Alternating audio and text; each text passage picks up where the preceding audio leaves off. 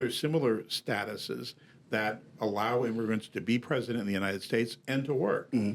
And How are they able to snatch people from court? I'm sorry. That's just insane because that's what you're supposed to be doing to go to court. There's a kind of craziness to that I think even, with all due respect, lay people, non-lawyers may not be familiar with, because I hear the debates back and forth about whether ICE ought to be able to detain people in court. And here's the interesting piece that people are missing. In 1760, a British legal writer and judge named Blackstone wrote this treatise on the law, very famous to lawyers. We all know about it. Most of us never read it, but we all know about it. It was sort of a major work in the development of British law, and British law is really the basis for most of American law. Right. So in this treatise, one of the things that he talks about is the idea that you really shouldn't. Courts can't have people serving warrants or arresting people in court because that interferes with the business of the court. And it prevents people from doing the things that they're supposed to do when they're supposed to show up in court, right? And so the British courts had issued a number of decisions around this. And then in the 19th century, around the end of the 19th century, the U.S. Supreme Court issued several decisions about this, saying you do not serve warrants inside a courthouse.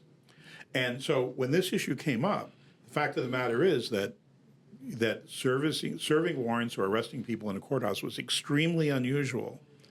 And when ICE started doing it, right away there was this big discussion. Should they be allowed to do this? Should they not? And like I said, what was missing from the discussion is that has never been allowed in American courts. Since the late 1800s, courts have said you can't do this here.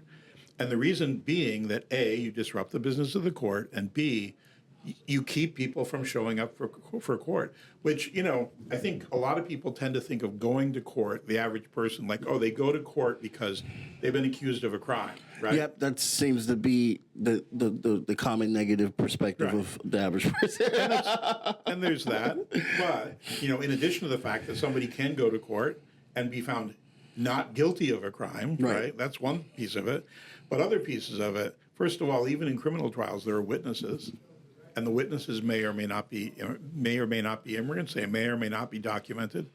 And in civil court, there are all kinds of reasons. People have problems with their credit card company. They buy a car and there's a problem with the car.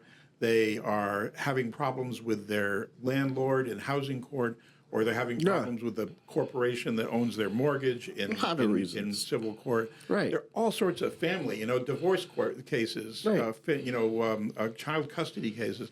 There are literally dozens and dozens of reasons for somebody to be in the courthouse.